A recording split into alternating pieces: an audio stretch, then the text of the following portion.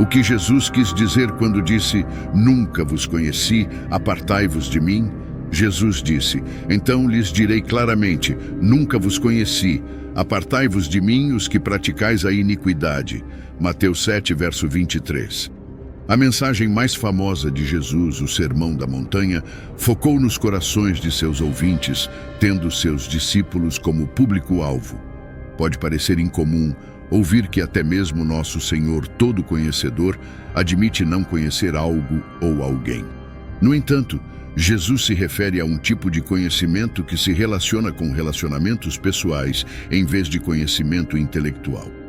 Ao concluir o Sermão da Montanha, Jesus faz uma última advertência sobre a verdadeira fé. Segundo ele, haverá falsos profetas cristãos que se disfarçarão de pessoas inofensivas. Mateus 7, verso 15. Cuidado com os falsos profetas, mestres que vêm a vós disfarçados de ovelhas, parecendo gentis e inocentes, mas interiormente são lobos vorazes. Mesmo que usem linguagem religiosa e exibam poder, eles não pertencem verdadeiramente ao Senhor.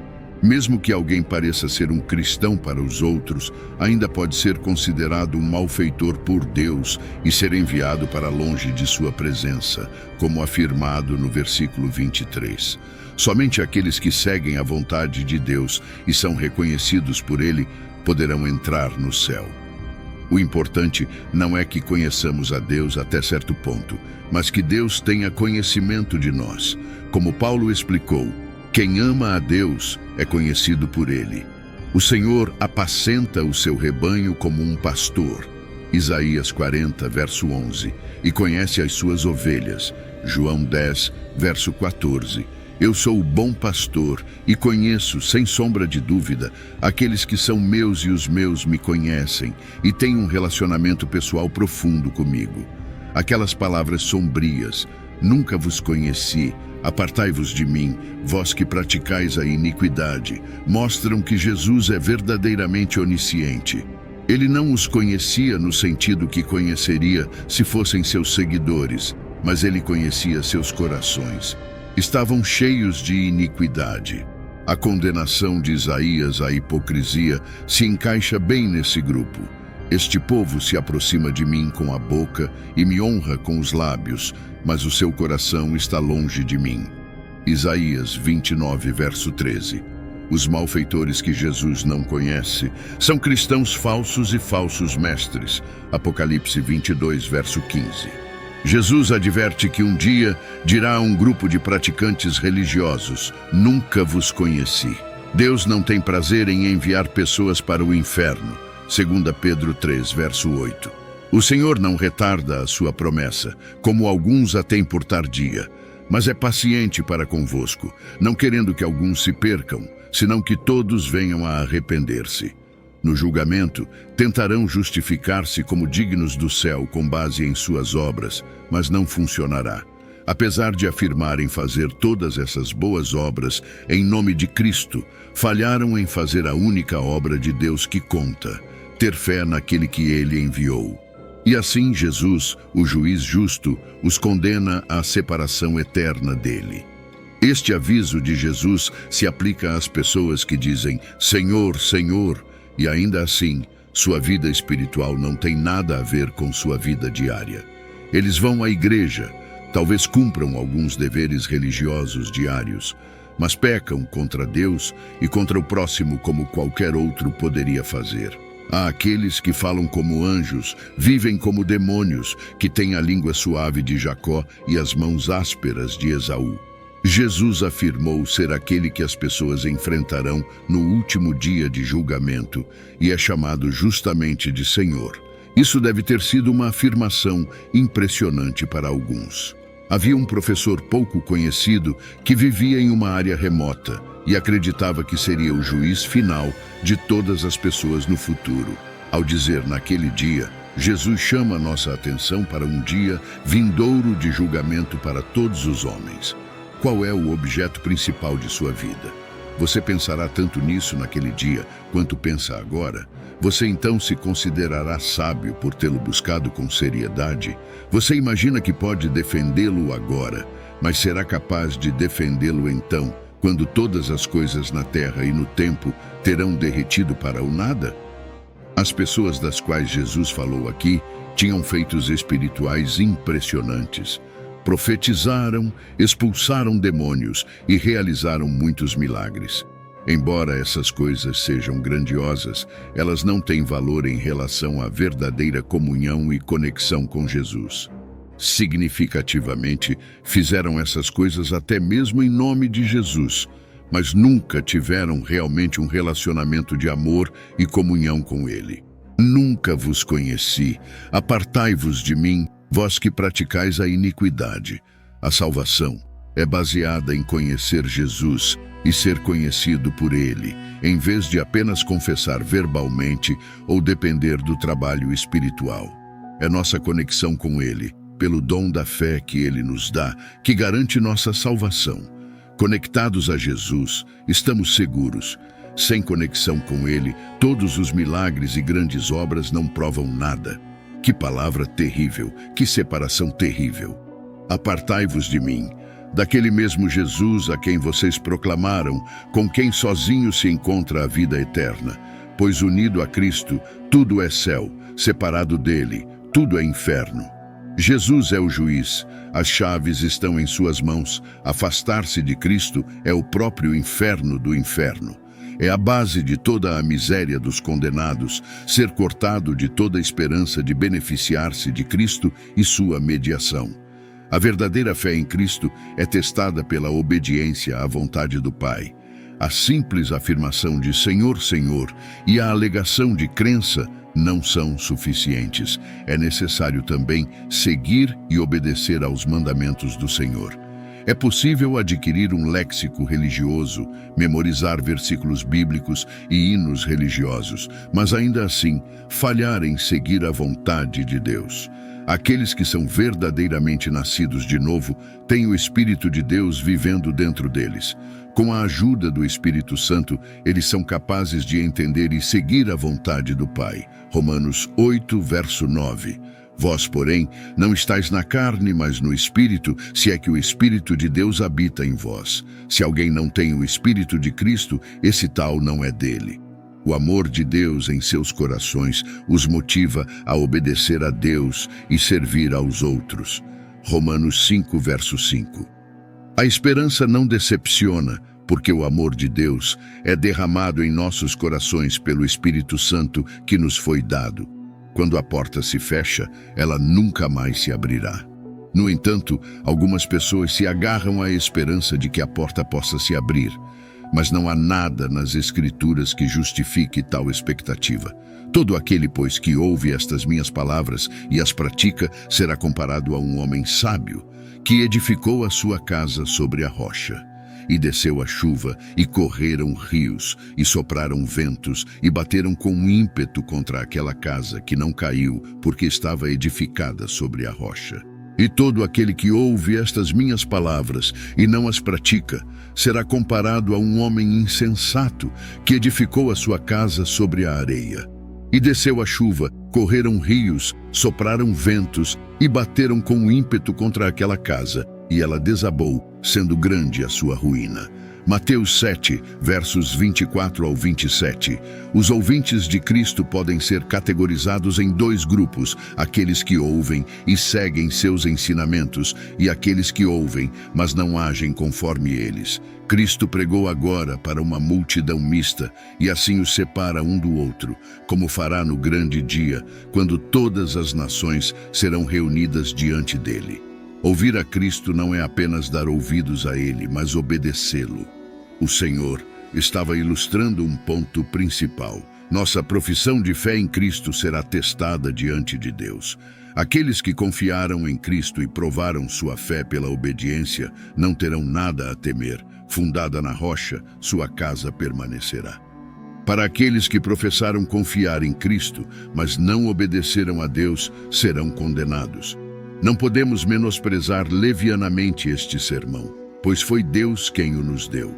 Devemos nos curvar diante dele e nos submeter à sua autoridade, pois todos seremos julgados. Mateus 7, verso 28 e 29. Quando Jesus acabou de proferir essas palavras na montanha, as multidões ficaram espantadas e impressionadas com seu ensino, pois ele estava ensinando a eles como alguém que tinha autoridade, ensinando inteiramente por sua própria vontade e não como seus escribas que dependiam de outros para confirmar sua autoridade. O sermão foi excelente e é provável que mais tenha sido dito do que está escrito aqui. Agora eles estavam espantados com essa doutrina. É de se temer que poucos deles tenham sido levados por ela a segui-lo, mas eles estavam cheios de admiração no momento. Ele proferiu seu discurso com um tom de autoridade. Suas lições eram lei, sua palavra, uma palavra de comando. Cristo na montanha mostrou mais autoridade verdadeira do que os escribas nas cadeiras de Moisés. Assim, a pergunta é como servir a Deus aceitavelmente. É uma coisa andar com Deus e servi-lo da maneira que queremos, e outra coisa servi-lo de acordo com o padrão ou maneira que ele deseja. Lembra quando ele disse a Saul que a obediência é melhor que o sacrifício? Isso significava que não podemos buscar servir a Deus em nossos próprios termos, apenas de acordo com sua vontade conhecida. É importante distinguir entre essas coisas, porque muitas pessoas afirmaram veementemente que andaram com Deus e fizeram sua vontade, apenas para ouvirem Deus dizer: "Apartai-vos de mim". Número 1. Venha com submissão reverente. A palavra de Deus nos dá uma compreensão profunda de como Jesus orou. Não estávamos lá para ver, mas graças a Deus pela Bíblia. Hebreus 5, verso 7. Nos dias da sua vida terrestre, Jesus ofereceu com forte clamor e lágrimas, orações e súplicas àquele que o podia salvar da morte, sendo ouvido por causa da sua submissão reverente a Deus, sua ausência de pecado e sua determinação infalível de fazer a vontade do Pai. Somos informados porque Deus sempre ouve as orações de seu Filho. Diz que Jesus foi ouvido por causa de sua submissão reverente. Como mostramos essa submissão reverente? Hebreus 5, verso 7, refere-se ao tempo em que Jesus orou no jardim do Getsemani, e esta é a descrição do que aconteceu naquele momento. A submissão reverente, portanto, consiste em dizer ao Pai: "Não como eu quero, mas como tu queres, faça-se a tua vontade". Consiste em renunciar à nossa própria vontade e aceitar a vontade de Deus. Jesus nos deu uma oração para usar como modelo. É claro, o que chamamos de oração do Senhor.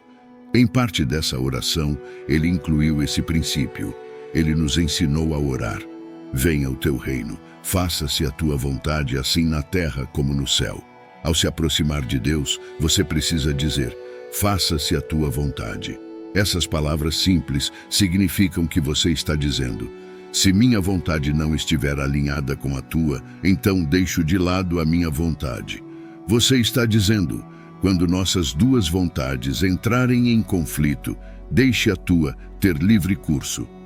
Número 2. Seja genuinamente dedicado a Deus. Dedicar-se fala de compromisso do coração que não é facilmente desconectado ou desencorajado. 2 Crônicas 15, versos 14 e 15. Além disso, eles fizeram um juramento ao Senhor com grande voz, com gritos, trombetas e chifres. Toda Judá se alegrou com relação ao juramento, pois tinham jurado com todo o coração e buscado a Deus sinceramente, e ele se deixou encontrar por eles. Então o Senhor lhes deu descanso por todos os lados.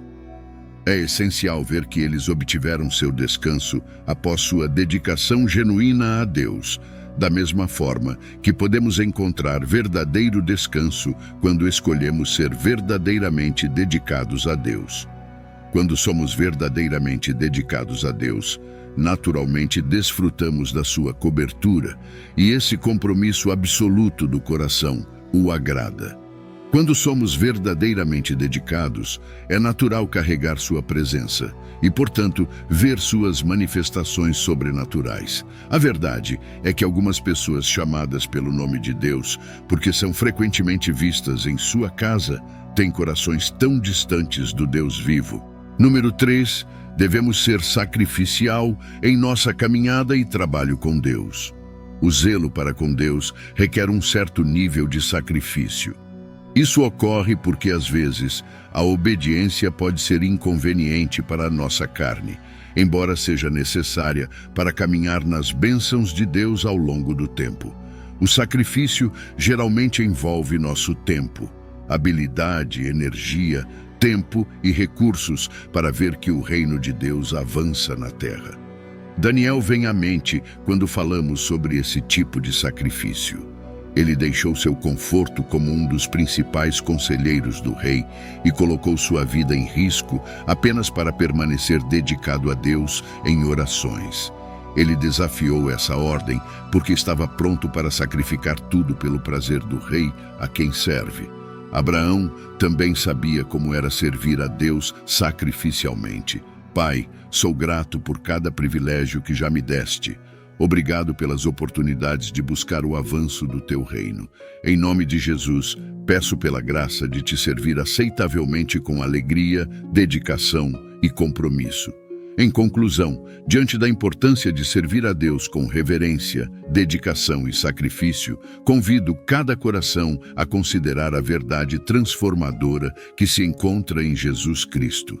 Ele é o caminho, a verdade e a vida, e somente através dele encontramos a reconciliação com Deus e a promessa da vida eterna. Hoje, o Senhor Jesus estende seus braços amorosos para todos que desejam aceitá-lo como Senhor e Salvador. Se você ainda não fez essa decisão, convido você a abrir seu coração para Ele, reconhecendo que Ele é o único que pode nos conduzir à verdadeira paz e redenção. Faça essa entrega hoje. E se você deseja aderir a este chamado, comente aqui embaixo. Eu te aceito, Senhor Jesus, como meu único e suficiente Senhor e Salvador da minha vida. Até a próxima.